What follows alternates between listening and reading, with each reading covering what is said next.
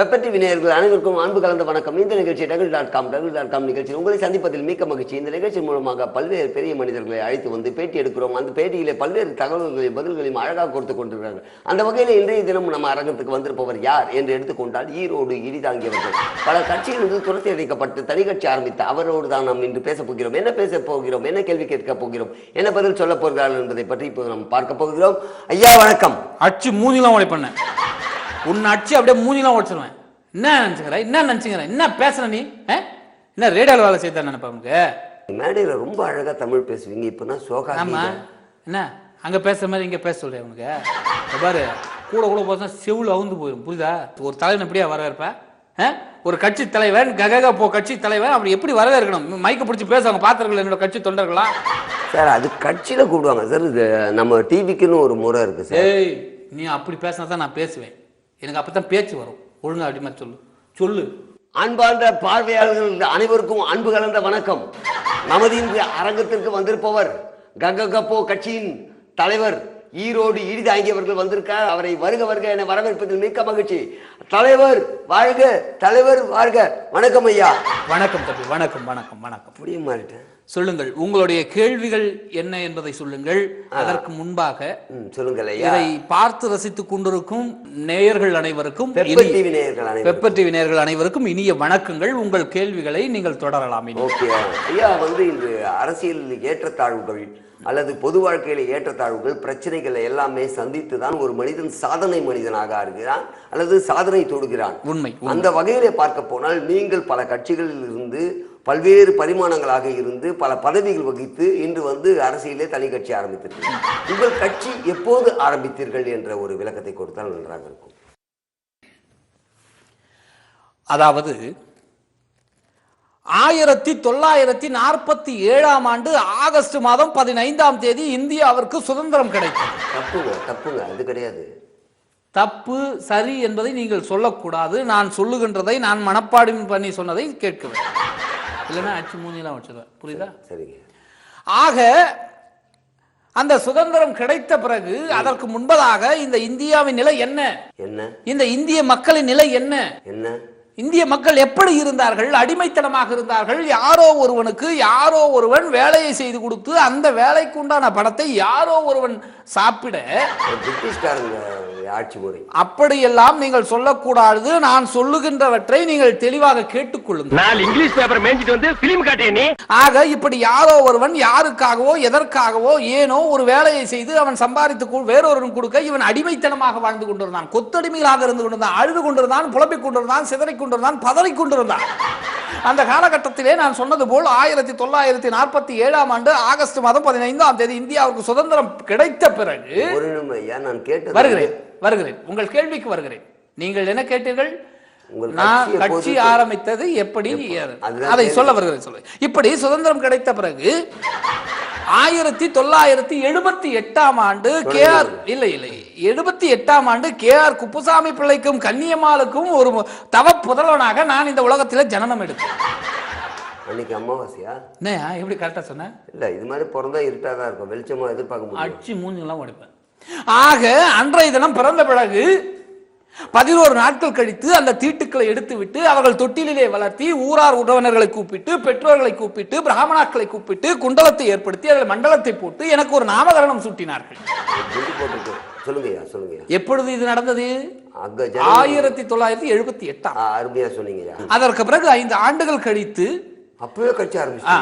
இல்லை, ஆரம்ப பள்ளி இருக்கிறதே, அரசு ஆரம்ப பள்ளியிலே 5ஆம் வகுப்பு வரை நான் அங்கே படித்து, பிறகு நடுநிலை பள்ளியிலே 8ஆம் வகுப்பு வரை படித்து, பிறகு மேல்நிலை பள்ளியிலே 2000 வருடம் நெருங்கி விட்டது. அப்படி 2000 வருடம், அதாவது கிட்டத்தட்ட 98இல் நான் மேல்நிலை பள்ளிகளை முடித்து விட்ட பிறகு பட்டய படிப்பு படிக்க வேண்டும் என்பதற்காக ஒரு அரசு கல்லூரியிலே சேர்ந்து 3 ஆண்டுகள் படித்து 7 சப்ஜெக்டுகளை நான் அரியர்ஸ் வைத்ததனால் அதற்காக தனியாக டுட்டோரியல் காலேஜ் என்று சொல்லப்படுகின்ற அந்த தனியார் கல்லூரியிலே அதற்கென்று பிரத்யேகமாக நான் அந்த பாடங்களை அரசியல் பொருளாதாரத்தை எடுத்தேன்.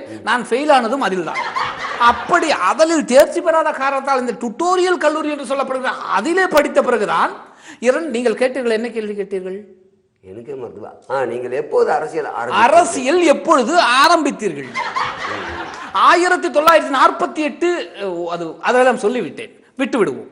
இந்த 2002ஆம் ஆண்டு இந்த டுட்டோரியல்களில் பட்டயப்படி படித்து அருமையாக சொல்லிக் கொண்டிருக்கிறீர்கள் ஐயா. நீங்கள் சொன்ன தகவல் படி நீங்கள் பிறந்தது உங்கள் தாய் தந்தையர் இந்த தொட்டிலே போட்டு பள்ளி படிப்பு பருவத்திலே இருந்து கல்லூரி படிப்பு வரை எதையெல்லாம் விட்டுவிட்டீர்கள் என்றெல்லாம் அழகாக சொன்னீர்கள். நான் கேட்ட கேள்விக்கு சரியான பதில், அதாவது நான் எதிர்பார்ப்பேன், நீங்கள் எப்போது அரசியல் துவங்கினீர்கள்? அவசர குடுக்கையாக இருக்கக்கூடாது, ஊதாரித்தனமாக பேசக்கூடாது, நாதாரித்தனமாக பேசக்கூடாது. அந்த நீங்கள் கேட்ட கேள்விக்கு நான் வருகிறேன். ஒரு தெளிவாக பதில் இருக்க வேண்டும் அல்லவா? அதற்காக தான் சொல்லிக் கொண்டிருக்கிறேன். அப்படி அந்த காலகட்டத்திலே, இந்த காலச்சூழலிலே 2002ஆம் ஆண்டு பிப்ரவரி மாதம் 29ஆம் தேதி இது என்னது தேதி? கட்சியை ஆரம்பித்தேன். இது அப்பவே சொல்லிருக்கலாம் ஐயா. எப்படி தோன்றியது என்ற ஒரு விளக்கத்தை, ஒரு நவீனத்தை உங்களுக்கு அழகாக எடுத்துரைத்திருக்கிறேன். ஐயா மிக அழகாக தெளிவாக தன்னுடைய அரசியல் ஆரம்பத்தை எப்போது துவங்கினார், எப்படியெல்லாம் வந்திருக்கிறார் என்பதை சொன்னார். அதே போல இன்னொரு கேள்வி ஐயாயிடம் கேட்க வேண்டும். ஐயா உங்கள் கட்சியில் எவ்வளவு பதவிகள் இருக்கின்றன அல்லது எத்தனை பேர் இருக்கிறார்கள்? அதாவது கட்சி ஒன்றை எடுத்துக்கொண்டேனால், ஒரு கட்டிடத்தை எடுத்துக்கொண்டால் அதில் கிட்டத்தட்ட பல்லாயிரக்கணக்கான செங்கல்களை வைத்து இருக்கிறது சொல்கிறேன். பல்லாயிரக்கணக்கான செங்கல்களை வைத்து, சிமெண்ட்களை போட்டு, உடன் மணலை சேர்த்து, பிறகு கம்பிகளை இடையில் வைத்து, எலக்ட்ரானிக்ஸ் அந்த ஒயர் என்று சொல்லப்படுகின்ற எலக்ட்ரிக் ஒயர்களை உள்ளே வைத்து, இப்படி பலவிதமான பொருட்கள், கட்டுமான பொருட்களோடு சேர்ந்து ஒரு வீடாக காட்சி அளிக்கிறதா எத்தனை கற்கள் தேவைப்படுகிறது, எத்தனை சொற்களை நாங்கள் வாங்கிதான் கட்சியை ஆரம்பித்தோம். நீங்கள் கேட்ட கேள்வி, கட்சியில் எத்தனை பதவி இருக்கிறது? எங்கள் கட்சி ஒரு இந்திய பாராளுமன்றத்தை எடுத்துக்கொண்டமையெனில் ஒரு பிரதம மந்திரி உட்பட கிட்டத்தட்ட 566 எம்பிக்கள் இருக்கிறார்கள். அவர்கள் அது எம்பி உங்க கட்சியில் இருக்க சொல்ல வருகிறேன். அந்த 536 எம்பிகள் இணையான எம்பிகள் வேற, இணை அமைச்சர்கள் என்று, துணை அமைச்சர்கள் என்று, உதவியாளர்கள் என்று, செயலாளர்கள் என்று, பொருளாளர்கள் என்று ஏகப்பட்ட பதவிகள் இந்த பாராளுமன்றத்தில் இருக்கின்ற பொழுது நீங்கள் கேட்ட கேள்வி, எங்களுடைய கட்சியில் எத்தனை பதவிகள் இருக்கு? இப்போ உதாரணத்துக்கு நாம் பாண்டிச்சேரி எடுத்துக்கொள்வோம். இந்த பாண்டிச்சேரியிலே 30 சட்டமன்ற தொகுதிகள் தான் இருக்கிறது இல்லையா?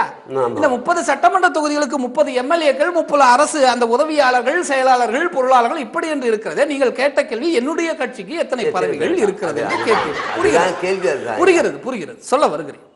என்னுடைய கட்சி இந்த தமிழகத்தை பொறுத்த வரைக்கும் 234 தொகுதிகள் இருக்கிறது இல்லையா? தமிழகத்தில் எத்தனை தொகுதிகள்? 234 தொகுதிகள். 2 3 5 5 நாளும் 9.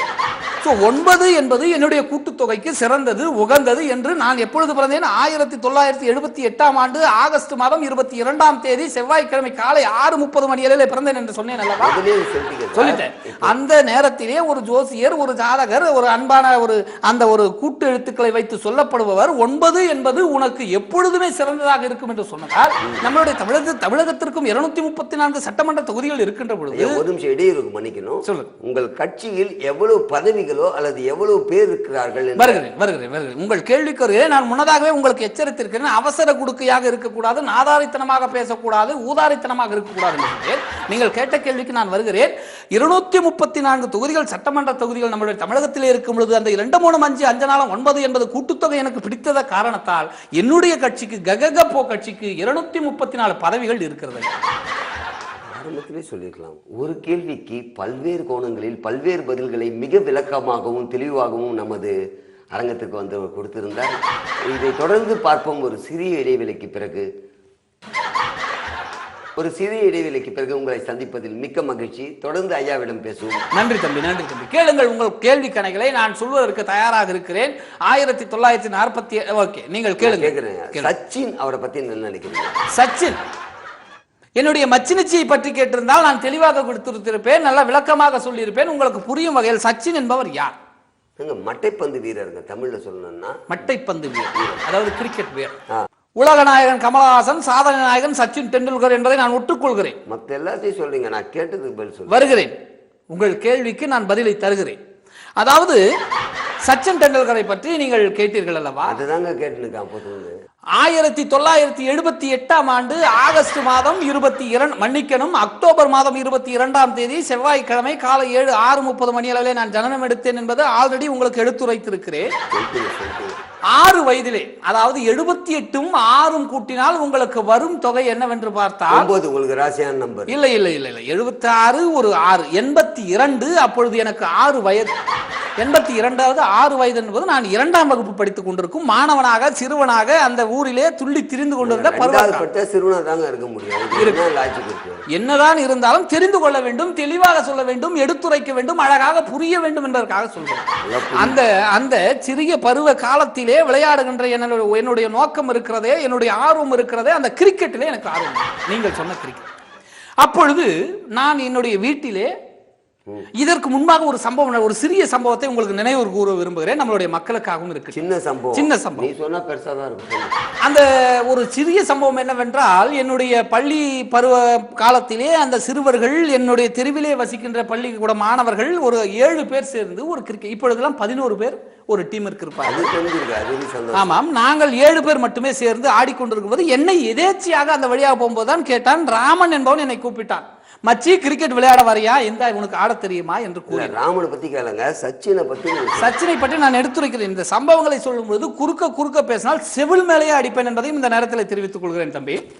அதாவது என்னுடைய கையிலே அந்த மட்டை என்று சொல்லப்படுகின்ற பேட்டை கொடுத்து விட்டு அவன் எதிர்த்தாப்பிலே இருக்கும் முருகன் என்பவன் ஓடி வந்து பந்தை வீசுகின்றான். அந்த பந்தை நான் குறிபார்க்கிறேன். என்னுடைய கையிலே மட்டை இருக்கு, பேட் இருக்கு.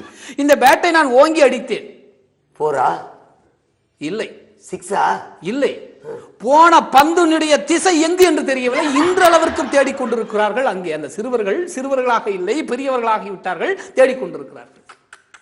இதை பார்த்து என்னுடைய நண்பர்கள் எல்லாம் நண்பா, மச்சி, அப்பொழுதெல்லாம் அந்த வார்த்தைகள் பரவி கொண்டிருக்கிறது. நீ மட்டும் கிரிக்கெட்டிலே சேர்ந்தால் எங்கோ போய் விடுவாய் என்று சொன்னார்கள்.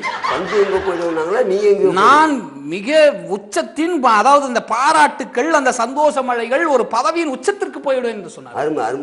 உடனே ஓடோடி வந்தேன். என்னுடைய தாய் தந்தையரும், என் தாய் தந்தை உங்களுக்கு யார் என்று சொல்லிவிட்டேன். 1978ஆம் ஆண்டு அக்டோபர் மாதம் 22ஆம் தேதி கண்ணியம்மாள் குப்புசாமி அவர்களுக்கு பிள்ளையாக பிறந்தேன் என்றால் என்னுடைய தாய் தந்தை உங்களுக்கு தெரிந்திருக்கும். உடனே என்னுடைய குப்புசாமி என்கின்ற என்னுடைய தகப்பனாரிடம் ஓடி வந்து, அப்பா, நான் கிரிக்கெட் விளையாடுவதை பார்த்து என்னுடைய நண்பர்கள் எல்லாம், சக நண்பர்கள் பாராட்டுகிறார்கள், தயவு செய்து எனக்கு ஒரு மட்டையை வாங்கி கொடுங்கள் என்றார். அதுக்கு ஆல்ரெடி சொல்லிப்பாரு, கட்டி போட்டு மட்டையா இருப்பாரு உங்க அப்பா. அப்படி இல்லை, அந்த மட்டையை வாங்கி கொடுங்கள் என்று கேட்கும் பொழுது பக்கத்தில் இருந்த கட்டையை எடுத்து என் மண்டையில பார் என்று அடித்து விட்டார். உனக்கு எதற்கு விளையாட்டு, நீ விளையாட பிறந்தவன் அல்ல, ஆள பிறந்தவன் என்று அன்று என்னுடைய தகப்பனார் எடுத்துரைத்த காரணத்தினாலே. ஆனால் ஒன்று எதிர்பார்த்து நீங்கள் புரிந்து கொள்ள வேண்டும். அந்த கிரிக்கெட் மட்டையை மட்டும், அந்த பேட்டை மட்டும் வாங்கி கொண்டு கொடுத்திருந்தால் நாங்கள் நிம்மதியாக, ஐயா சச்சின் டெண்டுல்கர் அவர்களை சொன்னீர்களே, அவருடைய சாதனையை முறியடிக்க இன்றளவும் எவரும் இல்லை. நான் வந்திருந்தால் நான் முறியடித்திருப்பேன். கண்டிப்பா செஞ்சிருப்பேன், நம்புறேன். அதுதான் இந்த ஒரு சிறு, அதாவது உங்க அப்பா தான் இதுக்கு மாத்தி விட்டார் லைனை. ஆமா, சரிங்க. முதல்ல ஒரு கேள்வி கேட்டேன். என்ன கேட்டீர்கள்? அதாவது உங்க கட்சியில எவ்வளவு பதவி இருக்குன்னு. இப்ப அதாவது தமிழகத்திலே 234 தொகுதிகள் இருக்கின்ற பொழுது என்னுடைய கட்சியிலே, ஏனால் 2 3 5 5 4 9 9 என்பது என்னுடைய கூட்டுத்தொகைக்கு உகந்தது என்று அந்த ஜோசியர் சொன்ன காரணத்தினால் என்னுடைய கட்சிக்கு, என்னுடைய கட்சியினுடைய பதவிக்கு மொத்தம் 234 பதவி இல்ல சார்.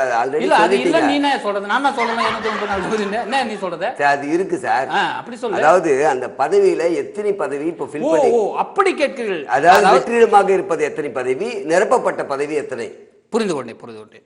நீங்கள் கேட்கின்ற கேள்வி எனக்கு தெளிவாக தெரிகிறது, அழகாக புரிகிறது, ஆனந்தமாக இருக்கிறது.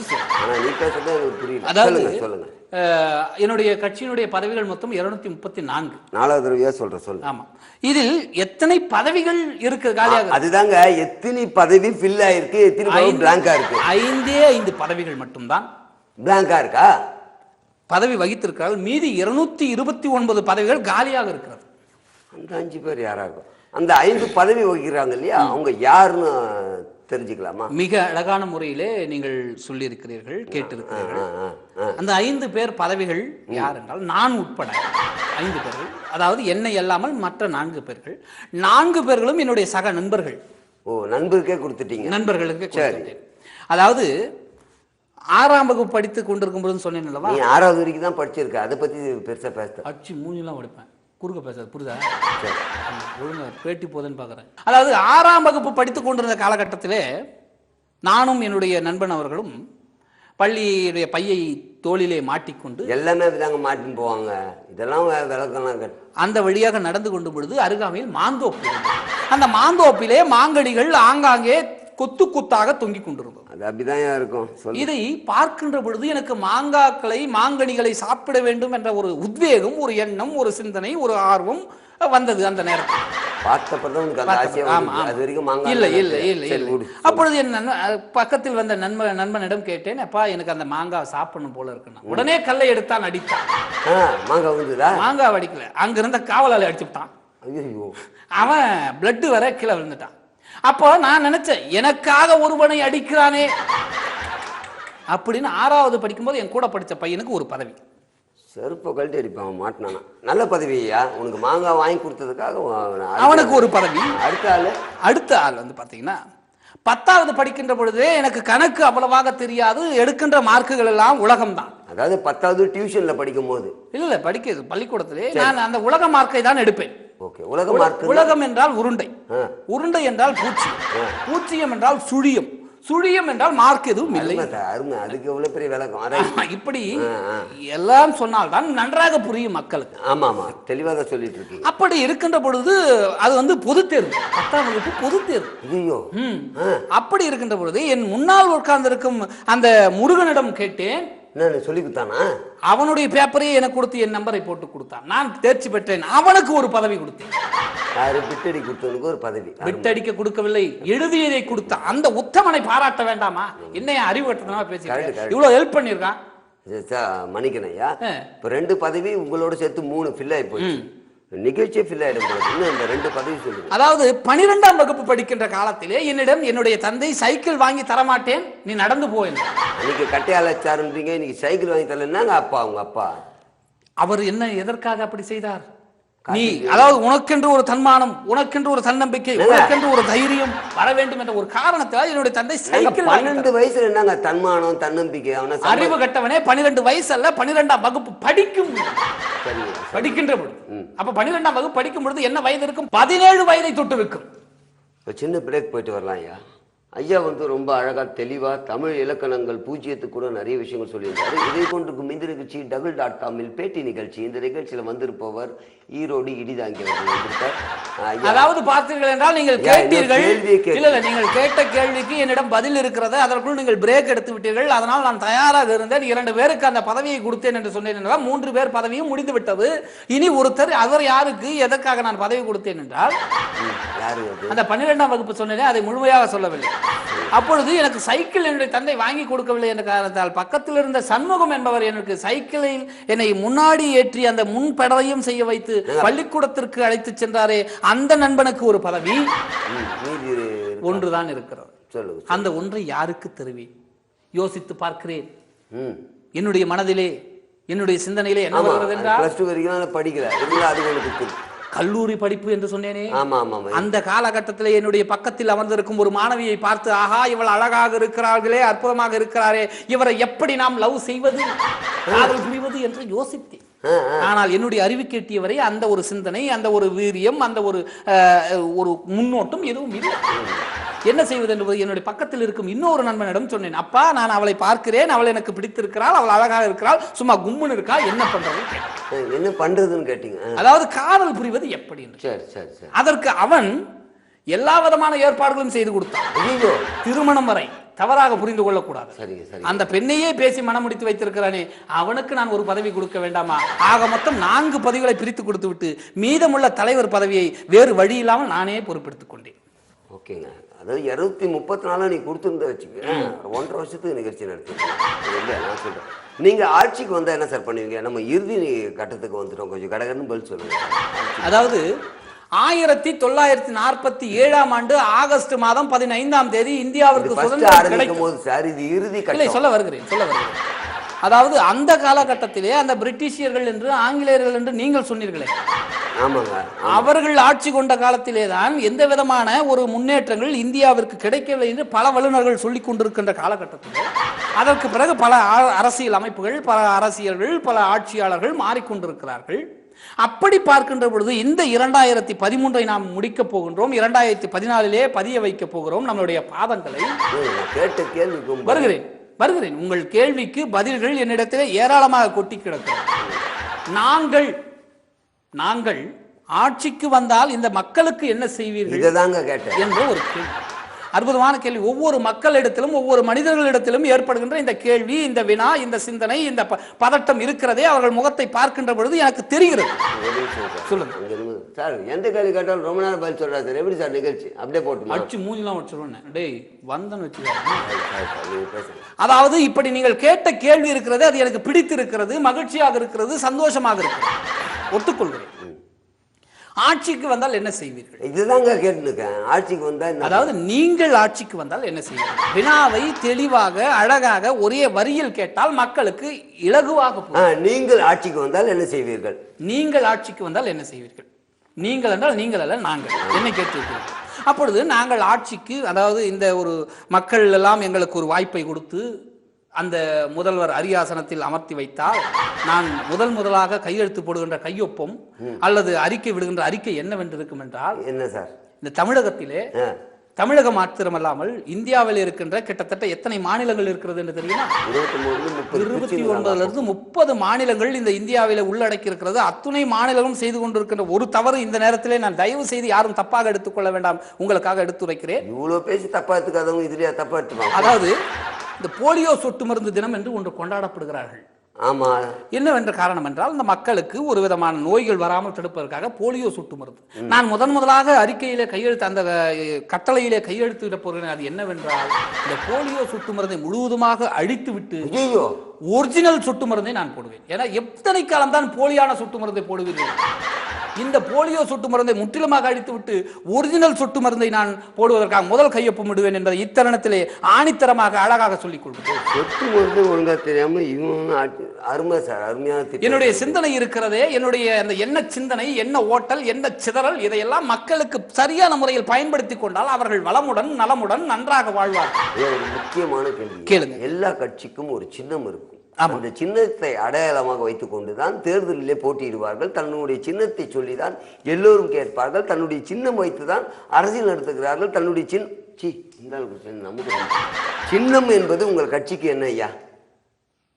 சின்னம் அழகாக கேட்டீர்கள். இந்த எந்த ஒரு சின்னத்தை நாங்கள் மையமாக வைத்து இந்த தேர்தல் அறிக்கை, அவர் இருக்கார், அவர் பேர் என்ன, தேர்தல் கமிஷனர், அவர்கிட்ட கொடுத்தாலும் சரி, மத்திய அரசாங்கத்திடம் கொடுத்தாலும், எந்த ஒரு சின்னமாக கொடுத்தாலும் ஏதோ ஒரு வகையில், ஏதோ ஒரு காரணத்தால், ஏதோ ஒரு அந்த ஒரு இனம் புரியாத விஷயத்தால் அது புரியுது. உங்க சின்னம் அதுதான், நாங்க எந்த சின்னத்தை நாங்கள் எங்களுக்கு வேண்டும் என்று கொடுத்தாலும் அதை எங்களுக்கு ஒதுக்க மறுக்கிறார்கள், தர மறுக்கிறார்கள், கொடுக்க மறுக்கிறார்கள். இப்படி நான் இந்த தேர்தல் கமிஷனிலும் இப்பொழுது சொல்லியிருக்க காரணம் வந்து, இந்த ஒரு சின்னத்தை நாங்கள் கேட்டிருக்கிறோம். என்னவென்றால், இந்த சின்னத்திற்காக யாரும் சண்டை போட மாட்டார்கள். அப்படி ஒரு எந்த சக்தியாலும் இந்த சின்னத்தை அழிக்க முடியாது, பிரிக்க முடியாது, ஒதுக்க முடியாது, தேய்க்க முடியாது. அதாவது வங்க கடலிலே ஏற்பட்டிருக்கும் புயல் சின்னத்தை எங்கள் கட்சியின் சின்னமாக கேட்டிருக்கிறோம். அவர்கள் தேர்தல் கமிஷன் மட்டும் எங்களுக்கு அந்த சின்னத்தை ஒதுக்கிவிட்டால் இந்த உலகத்தில் எந்த சக்தியாலும் எங்களை பிரிக்க முடியாது என்ற இந்த தருணத்தில் இந்த போட்டியின் சார்பாக உங்களை முன்வைத்துக் கொண்டு கோடான கோடி ரசிகர்கள் முன்னிலையில் நான் பகிரங்கமாக தெரிவிக்கிறேன். அருமையான பல விளக்கங்கள்லாம் கொடுத்தீங்க ஐயா. ஆனால் எந்த கேள்விக்குமே நீங்கள் வந்து உடனடியாக பதில் சொல்லாமல் கொஞ்சம் லென்த்தாக சொன்னது எனக்கு கொஞ்சம் வருத்தம். அச்சு மூஞ்செல்லாம் வச்சிருவாங்க. கரெக்டாக சொல்லுங்கள், நல்லா பேசு. இன்று ரொம்ப ஆரவாரத்தோடு நீங்கள் நிகழ்ச்சியை பார்த்துருப்பீங்க. குழந்தையிலே கொய்யா இந்த ஐயா பேசுனத நிறைய பேருக்கு பிடிச்சிருக்கும். என்னென்னமோ பேசினாருங்க, முழுசாக ரிப்பீட் போட்டு பார்த்தா தான் எனக்கும் தெரியும். ஓகே, இந்த நிகழ்ச்சியை கலந்து கொண்ட ஐயா அவர்களுக்கும் நன்றி கூறிக்கொண்டு மீண்டும் உங்களை சந்திக்கும் வரை வணக்கம் கூறி விடைபெறுவது உங்கள் ஜூனியர் டவுசர் பாண்டி. நன்றி, வணக்கம். இந்த நன்றி என்று சொல்கிறீர்கள், இந்த நன்றி என்ற ஒரு வார்த்தை இருக்கிறதே மிக அழகான வார்த்தை. இந்த தமிழகத்திலே, இந்த தாயகத்திலே, இந்த தமிழ் மொழியிலே ஒரு சிறப்பான மொழி, சிறப்பான வார்த்தை, 3 எழுத்து வார்த்தை. அது ஒன்று கூட்டினால் நன்றி. நன்றி நான் யாரா இருக்கலாம் சொல்ல வேண்டும் என்றால், 1947 15ஆம் தேதி சுதந்திரத்துக்காக கிடைத்ததே, சுதந்திரத்துக்காக பாடுபட்ட அந்த தியாகிகளுக்கு நன்றி. நான் முன்னதாக சொன்னது போல 1978ஆம் ஆண்டு அக்டோபர் மாதம் 22ஆம் தேதி என்னுடைய தாய் தந்தையருக்கு நன்றி. ஊரார் உறவர்கள், உற்றார் உறவர்கள் எல்லாம் சேர்ந்து அந்த தொட்டிலே வளர்த்தி அந்த நாமகரணம் கூட்டினார்களே, அந்த பிராமணாக்கள் அந்த குண்டலத்தை ஏற்படுத்தி மண்டலத்தை ஏற்படுத்தினார்கள், அவர்களுக்கெல்லாம் நன்றி. என்னப்பா நன்றி சொல்றதுல பேக்கப் பண்ணிட்டீங்க? உள்ள வெளியே தட்டு கதவு மூடுப்பா, ஸ்டுடியோ க்ளோஸ் பண்ணுப்பா, டைம் ஆச்சு. அப்படி ஏகப்பட்ட நன்றிகளை சொல்லிக் கொண்ட காலகட்டத்தில் என்னுடைய பத்திரமாக ஏற்படுத்தி கொண்டு வந்தார் என்னுடைய டிரைவர். அவர்